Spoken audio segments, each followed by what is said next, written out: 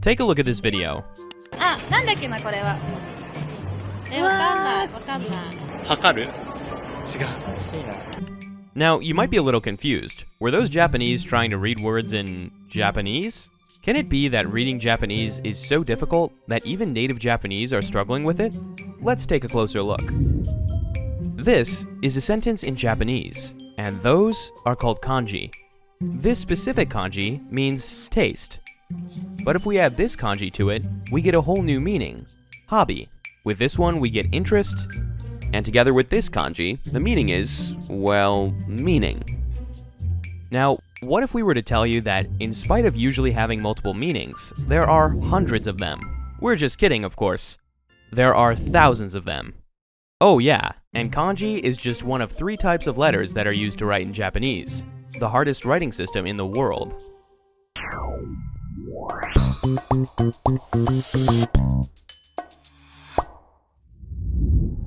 First, a little history lesson. Kanji originated from Hanzi, Chinese characters which were imported to Japan and became widely used around the 5th century. Over time, many kanji were given additional readings in addition to their original reading. Thus, nowadays nearly all kanji have at least 2 readings, the original Chinese reading and the native Japanese reading. Unlike in English, where each character represents a certain sound, kanji are logographic, meaning that characters represent words or morphemes. For example, this kanji represent the word mountain, and this represent the word tree. Easy to see the resemblance. That's not always the case, however. Many times, a kanji will look nothing like the word it represents.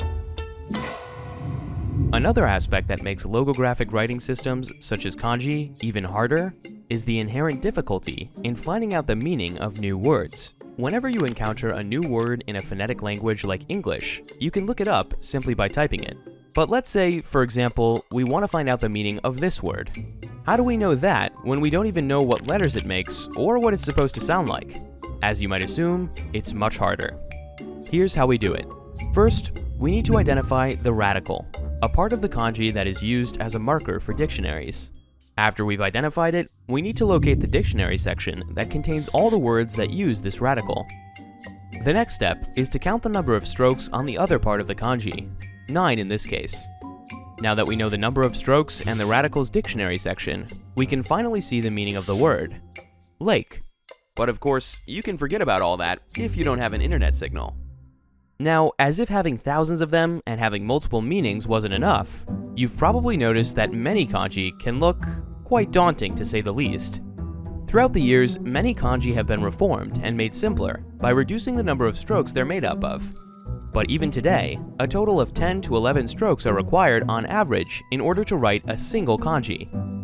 Now that we've seen why kanji are so tough, we can understand why even Japanese are sometimes struggling to read Japanese, as seen in scenes such as this.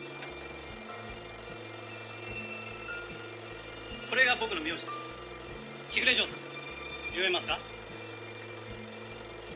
小鳥。残念です。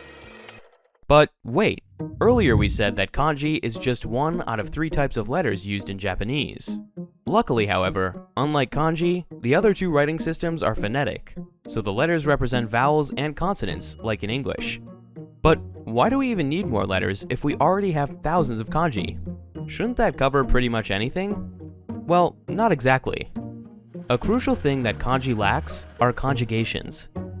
Tense, mood, number, and so on. This kanji represent the word go. But what tense of go, exactly?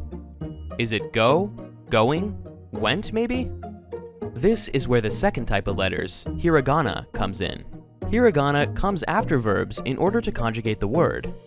With this hiragana, it means to go. With those, it's going. With these, we get a command, go. And with those, we get I want to go, just to name a few. You get the point. Alright, we have 2 in the bag, so what is the third writing system for? Katakana is used to write foreign words, things that didn't exist natively in Japan. Pizza, piano, coffee, the name Claude. Those are all things that were introduced to Japan throughout the years, and therefore had no kanji, and are now written in katakana. Okay, we get it. Japanese is super tough. But does it even matter? Well, probably. We already saw how reading Japanese can be tricky even for native Japanese, and it might even be causing numerous other problems. Studying kanji obviously takes a lot of time. So much so, in fact, that the 2,136 fundamental characters are taught when just starting primary school, and all the way up until graduation from high school.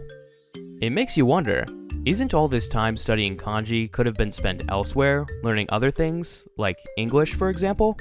Japan ranks amongst the bottom in global English proficiency tests, compared to both developed and East Asian countries alike.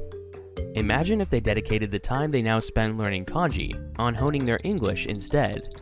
With many giant companies such as Google, Samsung, and Apple mandating English proficiency for either all or most roles, it's reasonable to assume that better English skills would lead to a nation having a more robust and thriving economy. Of course, there are other obstacles besides kanji that may hinder the English comprehension abilities of Japanese, such as the difference in grammatical structure between English and Japanese. But it's quite likely that freeing hundreds, if not thousands of hours of language study time will mitigate at least part of the problem. Putting the economical benefits aside, having a good grasp of English will probably contribute on an individual level as well, as many of the resources and tools available on the internet are in English. Whether it's a Google or Wikipedia search, or whether it's a video such as this one, having the ability to search for information in English greatly increases the amount of resources available at your disposal. Another problem that stems from the sheer difficulty of the Japanese language and the lack of English support in various fields is the difficulty of foreigners integrating into the Japanese workforce, a thing that might become inevitable due to the shrinking population and rising age of retirement, a big problem in itself. So, we saw why kanji can be very hard to master, and how it may affect both individuals and Japan as a whole. But because it's so difficult, many people find studying kanji particularly enjoyable and rewarding, and will regard it as a hobby first and foremost. With that being said, it's time to wrap up this video and go study a couple more kanji. Thank you so much for watching.